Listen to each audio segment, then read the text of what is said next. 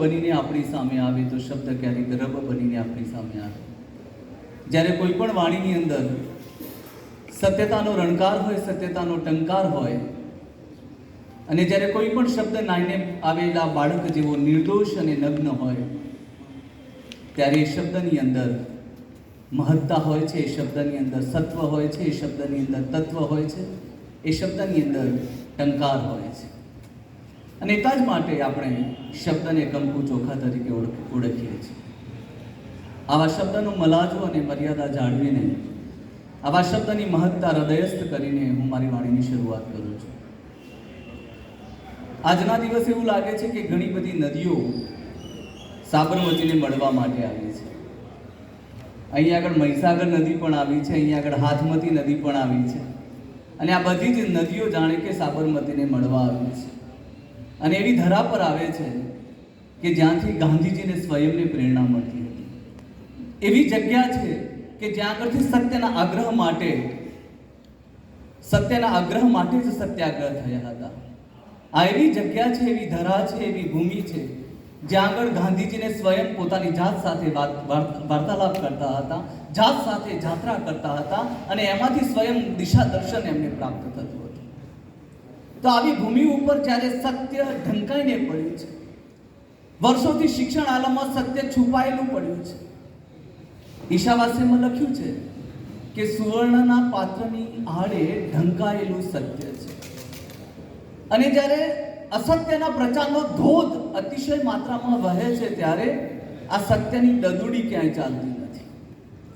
અને આવા સમયે અસત્ય સામે બંડ પોકારવા માટે, જે ચોમેર દંભ અને જૂઠ વ્યાપેલું છે, એની સામે અવાજ ઉઠાવવા માટે અખિલ ભારતીય રાષ્ટ્રીય શૈક્ષિક મહાસંઘ એ પોતાની ભૂમિકા સ્પષ્ટ કરવા માટે આગળ વધ્યું છે.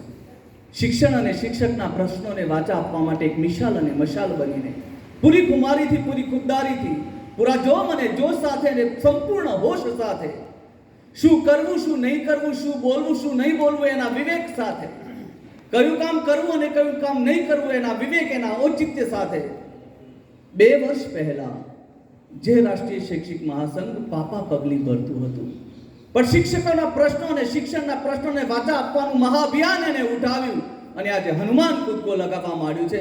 આનો શ્રેય અહીંયા આગળ બેઠેલા મંચસ્થ અને સવિશેષ આદરણીય ઘનશ્યામભાઈને જાય છે. તાળીઓના ગડગડાટથી એમની જે કાર્યનિષ્ઠા છે, એમનો જે અનાસક્ત ભાવ છે, નિષ્કામ ભાવે એમણે જે કર્મ કર્યું છે, અને ગીતાનો જે કર્મયોગ છે એને સાંગે પાંગ એમણે જે રાખ્યો છે, આવા એક વિરલ વડલાને પણ આજના દિવસે આપણે વંદન કરવાની તક ચૂકવી ન જોઈએ.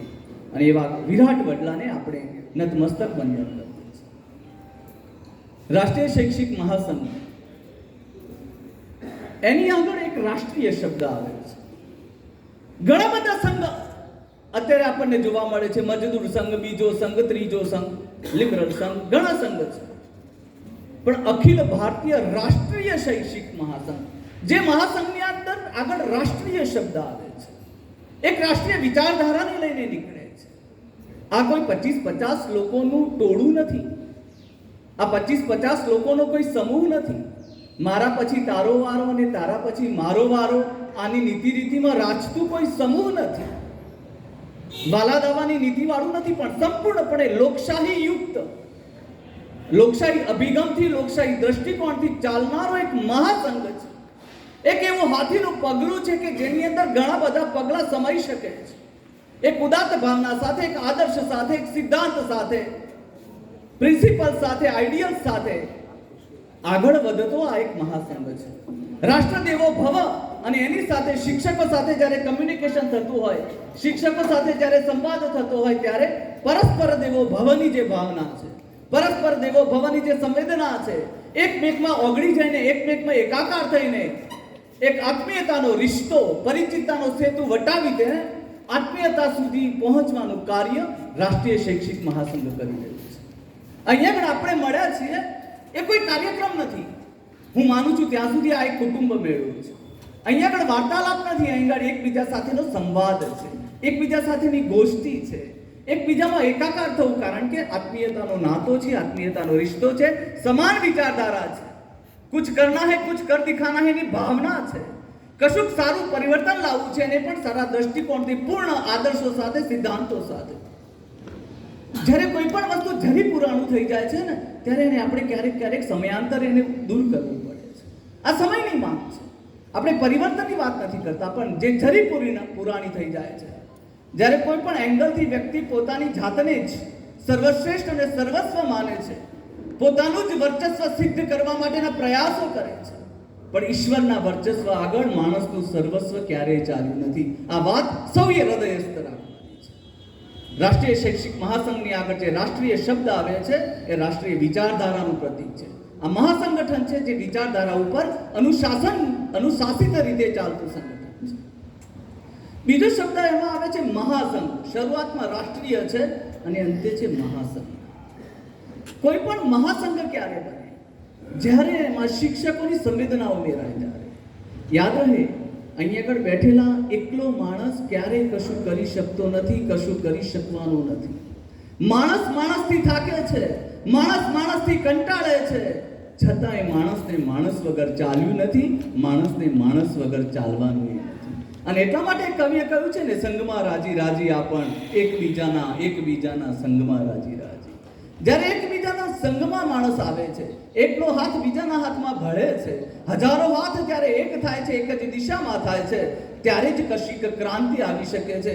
અત્યારે ભ્રાંતિ ચારે બાજુ છે. આપણે ક્રાંતિ લાવી હશે તો આપણે સ્વયં માઇલસ્ટોન બનવું પડશે. બધાની દિશા એક જ તરફની હોવી જોઈએ. અંબાજી તરફ જતો જે પદયાત્રી છે એ અમદાવાદથી અંબાજી તરફ ચાલતો હોય છે ત્યારે કેટલું અંતર કાપ્યું અને કેટલું અંતર કાપવાનું છે એનું દિશા દર્શન એક માઇલસ્ટોન આપે છે. બધાની દિશા એક જ તરફ છે, બધાનો ધ્યેય એક જ છે, બધાની મંજિલ જ એક છે. દરેકને ક્યાં પહોંચવું છે? પોતાના ધ્યેય સુધી પહોંચવું છે. અને એ માટે કયો માર્ગ યોગ્ય છે એ માર્ગનું દિશા દર્શન કોણ આપે છે? માઇલસ્ટોન આપે છે.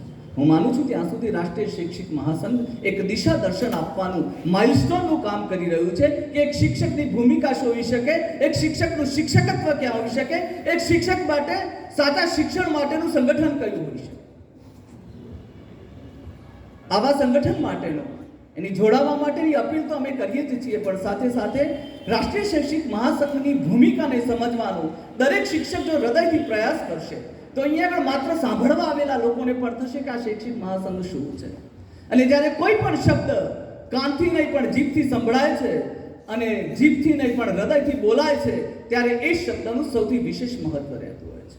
હું માનું છું ત્યાં સુધી અહીંયા આગળ માત્ર વાણી વિલાસ કરવાનો અવસર નથી. રાષ્ટ્રીય શૈક્ષિક મહાસંઘની ભૂમિકા પણ એ નથી કે કોઈ પણ જગ્યાએ વાણી વિલાસ કરે. અમને ક્યાં બોલવું અને ક્યાં અટકવું આનું પ્રશિક્ષણ અભ્યાસ વર્ગોમાંથી મળતું હોય છે.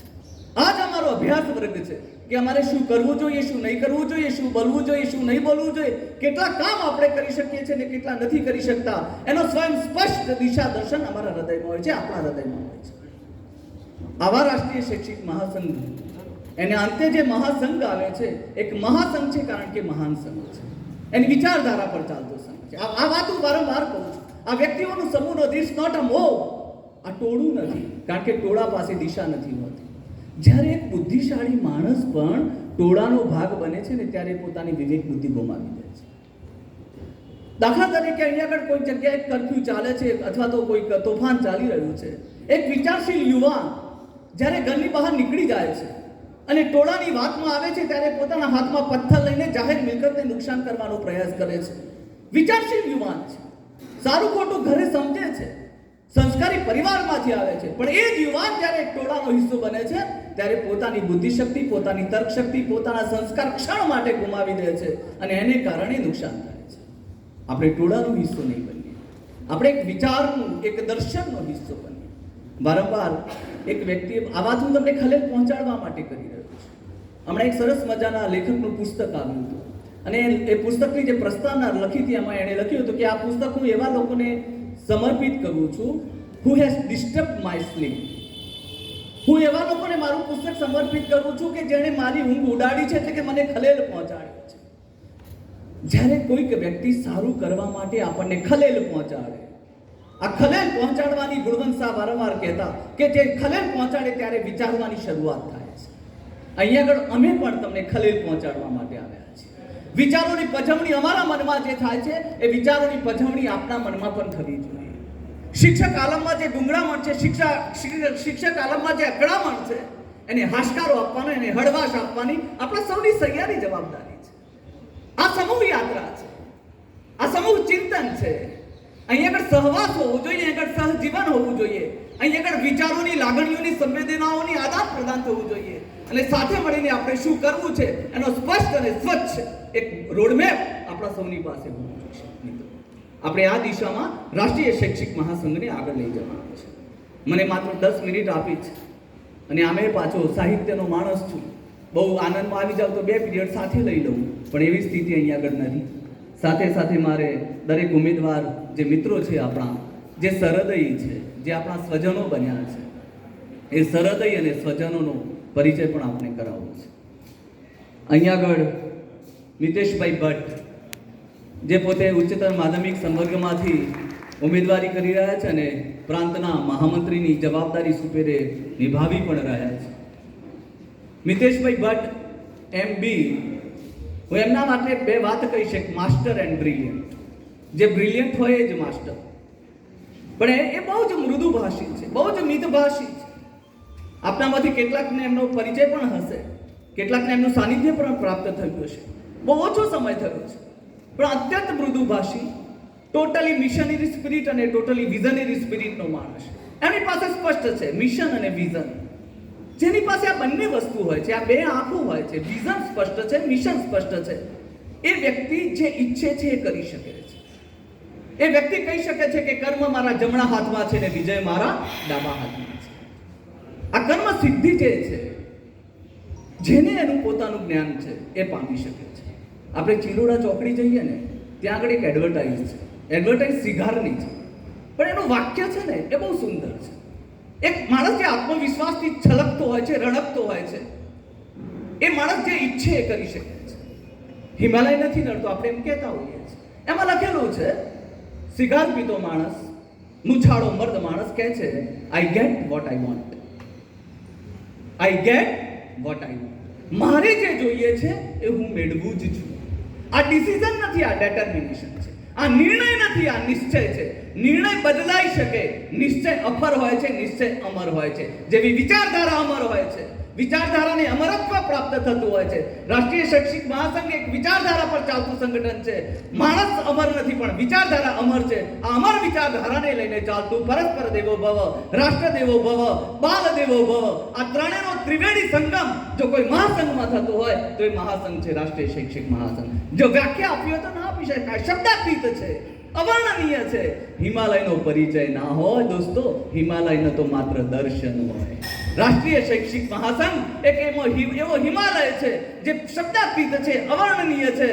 એના વિશે વાત કરવાની ના હોય, એને દર્શન કરવાનો હોય, નતમસ્તક વંદન થાય એવી આ વિચારધારાના આપ સાક્ષી બનો. એટલું જ નહીં, એમાં આપ સામેલ થાઓ, એમાં સહભાગી બનો. શિક્ષક બનીને આપણે સૌ કાર્યકર્તા બનીએ, એક ઈમાનદાર જવાબદાર કાર્યકર્તા બનીએ એવી અપીલ આ સૌના વતીમાં આપણે આ તબક્કે પણ કરી રહ્યો છું.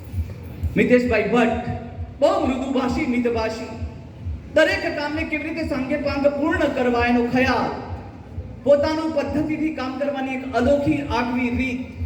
ઉચ્ચતર માધ્યમિકના શિક્ષકોના પ્રશ્નો માટે સતત ચિંતિત માણસ. રાત્રે 10:30 પોણા 11 વાગે ફોન આવે છે, થાકેલો માણસ સૂઈ જાય. મિતેશભાઈ ભટ્ટ બહુ જ મૃદુતાથી જવાબ આપતા હોય છે. પ્રશ્નો હોય જે સોલ્વ થઈ શકે એના વિશે વાત કરે છે કે આ પ્રશ્નની વાચા અમે આપી છે, વાત કરી છે, ક્યાંક અમે સહાયભૂત થઈશું અથવા નહીં થઈશું. બહુ સ્પષ્ટ માણસ છે, બહુ સ્વચ્છ છબી છે, કોઈ ગોળ ગોળ વાતો નથી, બધું જ કરી રહીશું એવા ખોટા સંદેશાઓ પણ નથી.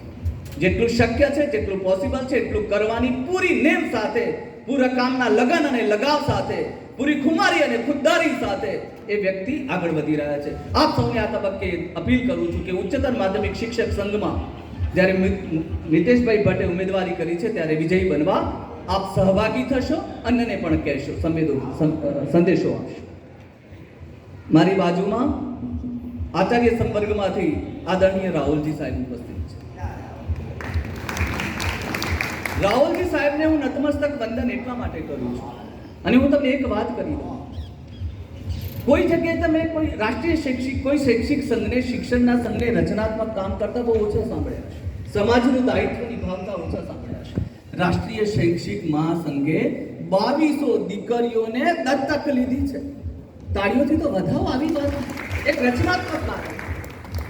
કોરોનાના સમયમાં તો શું કર્યું, અન્ય સમયે શું કર્યું, પણ 2200 દીકરીઓને જ્યારે દત્તક લેતી હોય એવું આ રાષ્ટ્રીય શૈક્ષિક મહાસંઘ છે. અને એમાં હું રાહુલજી સાહેબને એટલા માટે વંદન કરું છું કે એમણે પોતે 22 દીકરીઓને દત્તક લીધી છે અને તમામ નિભાવ, શિક્ષણ ને બધી જ ચિંતા એ પોતે કરે છે. અને આ વાત ઉમેદવારી પહેલાની છે. એવું નથી કે એમણે ઉમેદવારી કરી એટલા માટે 22 દીકરીઓ લીધી. કદાચ આપણે પ્રબુદ્ધ માણસો છીએ, આપણા મનમાં અતિ જ્ઞાન પાપ પસંદગી આવું કહેવાય છે સંસ્કૃતમાં. જે વ્યક્તિ વધારે જ્ઞાની હોય ને એ શંકા વધારે કરે. શંકાને આપણે ચુંદ શબ્દમાં પણ લઈ દઈ શકીએ. ગુણવંતભાઈ આવું કહેતા. તો અહીંયા જે રાહુલજી સાહેબ છે, એ રાહુલજી સાહેબે ઉમેદવારી પત્રક ભર્યું એ પહેલાના સમયમાં 22 દીકરીઓને એમને દત્તક લીધી. મધ્ય ગુજરાતની અંદર જે રીતે કાર્ય પદ્ધતિ, જે કાર્યશૈલીથી એ કામ કરી રહ્યા છે, પ્રત્યેક આચાર્યને જે હૂંફ અને ઉષ્મા આપી રહ્યા છે, એમ એ તો પોતે સિંહ છે, ક્યારેક ગર્જના કરે છે અને ક્યારેક ખભે હાથ મૂકીને પ્રેમથી વાત પણ કરે છે.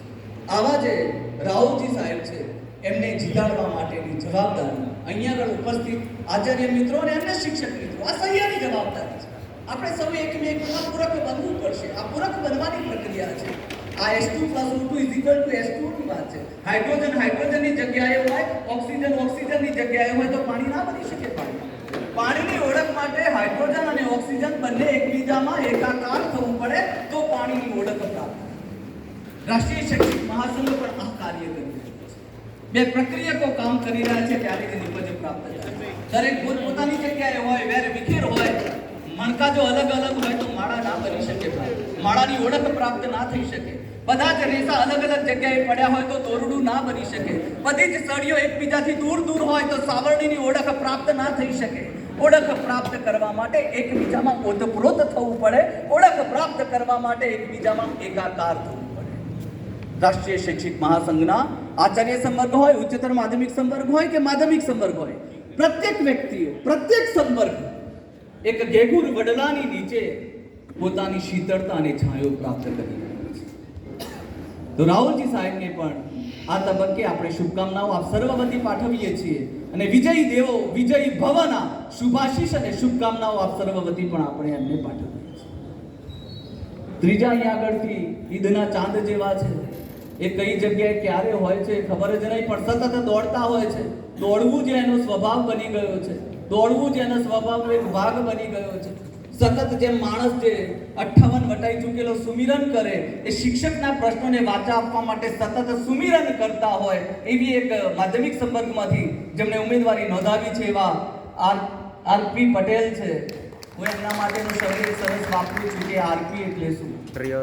આરપી નું ફૂલ ફોર્મ થાય છે રિલાયેબલ પર્સન. આરપી નું ફૂલ ફોર્મ શું થાય છે? Reliable person. જેનામાં તમે પૂર્ણ વિશ્વાસ મૂકી શકો એવો એક વ્યક્તિ એટલે આરપી. આરપી નો બીજો અર્થ થાય છે રિલાયેબલ રિસોર્સ. એવો એક સોર્સ છે કે જ્યાં આગળથી આપણે બધું જ પ્રાપ્ત કરી શકીએ છીએ. શિક્ષકોના પ્રશ્નો માટે સતત દોડે છે, સતત મથે છે, પોતાની ગતિએ, પોતાની મતિએ દરેક જગ્યાએ ખૂંદી પડ્યા છે. એમના વિશે વાત કરીએ તો તમે જુઓ, જ્યાં પણ એ જાય છે ત્યાંથી શિક્ષકોનો આવકાર એમને સતત પ્રાપ્ત થાય છે. કેટલાય શુભેચ્છા સંદેશાઓ એમના ઉપર અવિરામ અખંડ રીતે આવ્યા કરે છે. આવા આરપી પટેલ સાહેબ જ્યારે માધ્યમિક સંવર્ગમાંથી ઉમેદવારી નોંધાવી છે, આપણા જ સ્વજન છે, એમની પોતાની આગવી દ્રષ્ટિ છે. એમ કહેવાય છે ને કે આંખ તો દરેક પાસે હોય છે પણ દ્રષ્ટિ તો કોઈકની પાસે હોય છે. આંખ તો દરેક પાસે હોય છે પણ દ્રષ્ટિ તો કોઈકની પાસે હોય છે. હું માનું છું ત્યાં સુધી આરપીની પાસે આવી દ્રષ્ટિ સંપન્નતા છે. એમની પાસે પોતાની હૈયા ઉપલબ્ધ છે, એમની પોતાની પાસે કોઠાસૂઝ છે, એમની પોતાની કામ કરવાની નિરાળી આગવી અનોખી શૈલી છે. કઈ રીતે અને ક્યાં શિક્ષકના અને શિક્ષણના પ્રશ્નોને બોર્ડમાં વાચા આપવી એની કુનેહ છે. આ કુનેહ ધરાવતી વ્યક્તિ જ્યારે માધ્યમિક સંવર્ગમાંથી પોતાની ઉમેદવારી નોંધાવી રહ્યા છે ત્યારે આરપી સાહેબને પણ જીતાડવા માટે અહીંયા આગળ બેઠેલા આદરણીય ડાયસ વતી હું આપને નમ્ર અરજ કરું છું, નમ્ર વિનંતી કરું છું. રાષ્ટ્રીય શૈક્ષિક સંઘની ભૂમિકામાં અન્ય જે ઉમેદવારો છે એમાં હસમુખભાઈ છે, જેમણે બિન શૈક્ષણિક સંવર્ગમાંથી ઉમેદવારી કરી છે, મૂળ વડોદરાના છે, વહીવટી બાબતોમાં અત્યંત કુનેહ ધરાવે છે અહીંયા આગળ એક વસ્તુ યાદ રાખવાની છે કે પ્રત્યેક વસ્તુની પૂરી ઝીણવટ, પૂરી તકેદારી રાખીને રાષ્ટ્રીય શૈક્ષિક મહાસંઘે પોતાના ઉમેદવારો નિમ્યા છે. કેટલીય કસોટીઓમાંથી પાર ઉતર્યા છે ત્યારે જે ઉમેદવારી નોંધાવી શક્યા છે. કારણ કે પરિપાટી પર ચાલતું આ સંગઠન છે. આપણા માટે આ નવું છે. શા માટે નવું સંગઠન અસ્તિત્વમાં આવ્યું? આ સવાલ કોઈના મનમાં થાય છે. અમને પણ પ્રશ્ન પૂછે, આ બધું ચાલતું હતું તો આ નવું શાના માટે? નવું એટલા માટે કે કેટલાય વર્ષોથી શિક્ષણની સ્થિતિની, સમસ્યાઓની સ્થિતિની સતત આપણે વાત કરતા રહ્યા છીએ. એની અકળામણ, ગુંગળામણની વાત આપણે અંદર બેસતા હોઈએ છીએ. શિક્ષણમાં કાંઈ નથી, શિક્ષકના પ્રશ્નો છે, કોઈ સોલ્વ થતા નથી, અને છતાંય છેલ્લે આપણે અમુક માથું જતા રહેતા. આપણી સમસ્યાઓ એની છે. તો સમસ્યાઓ એની છે તો કશુંક તો નક્કર કરવું પડશે, કશુંક તો નવીન કરવું પડશે. કોઈકને તક તો આપવી પડશે, કોઈકને પારખવા તો પડશે, કોઈકની પરખ તો કરવી પડશે. રાષ્ટ્રીય શૈક્ષિક મહાસંઘ પોતે પોતાની પરખ માટેની પૂરી તૈયારી, પૂરી તત્પરતા અને પૂરા નિશ્ચય સાથે આપણે આહવાન કરે છે. તમે એક વખત અમને કસોટીમાં મૂકો, તમે એક વખત અમારી પરીક્ષા લો, અને અમને વિશ્વાસ છે કે અમે 100 થી 80% માર્ક્સ તો જરૂર લાવીશું. હું આ બધા વતી આપણે આ તબક્કે હું અપીલ કરું છું, અથવા વાત આપું છું, અથવા દ્રઢ નિશ્ચય જાહેર કરું છું કે એક તક તો આપવી પડશે. તક આપ્યા વગર આપણે શું કરી શકીશું? જ્યાં સુધી ઓપોર્ચ્યુનિટીઝ નહીં મળે, જો કોઈને તક જ નહીં મળે, તો પોતાની જે શક્તિ છે, પોતાનામાં અંદર રહેલી જે ઉર્જા છે, પોતાની અંદર રહેલી જે ઉષ્મા છે, પોતાનામાં રહેલો ચમત્કાર કરવાની જે તૈયારી અને ત્રેવડ છે, એના દર્શન કેવી રીતે કરાવી શકશે? આ ચારે બાજુ પ્રદર્શનનો યુગ ચાલે છે. એવા સમયે શક્તિઓના દર્શન અત્યંત જરૂરી છે. તો આ તબક્કે હું આપ સૌને પુનઃ નમ્ર અરજ કરું છું કે શિક્ષક અને શિક્ષણના પ્રશ્નોને જે વાચા આપે છે, જે પૂરેપૂરું પારદર્શક છે, જેની ટ્રાન્સપરન્સી વિશે કોઈ શંકા કરવાની જરૂર નથી, જેના પ્રત્યેક ઉમેદવારને કસોટીઓમાંથી પાર ઉતરવું પડે છે, 7 કોઠા જેમ અભિમન્યુને કરવા પડે એ રીતે ઉમેદવારી નોંધાવતા પહેલા જેને કસોટી આપવી પડે છે, એવા રાષ્ટ્રીય શૈક્ષિક મહાસંઘના ચુનંદા અને ચૂંટેલા અને ત્યાર પછી જ માન્ય થયેલા, આ સારું માન્ય શબ્દ, અને આ શબ્દ બહુ ભારે લાગે છે. જે સૌ શિક્ષકોના હૃદયમાં હોય એ જ માન્ય હોય, અને એ જ સર્વમાન્ય હોય, એ જ માન્ય હોય. જે સર્વમાન્ય ઉમેદવાર હોય એ જ માન્ય ઉમેદવાર હોય. હું આશા રાખું છું, અપેક્ષા રાખું છું અને માનું છું કે આપ સૌનો સર્વમાન્ય ઉમેદવાર એ જ માન્ય ઉમેદવારો આ 4 અહીંયા આગળ બેઠેલા છે. આ સૌને આ 4નો ચતુષ્કોણ તૂટે નહીં, અને કોઈ રેખા, આડી રેખા, ઊભી રેખાને છેદી ના નાખે, એનું ધ્યાન તમે રાખજો. રિએક્ટિવ જરૂર બને તો બનજો, પણ રિસ્પોન્સિવ વધારે બનજો. આ ભાવ સાથે મને બોલવાની તક આપી એ બદલ સૌનો આભાર, ધન્યવાદ.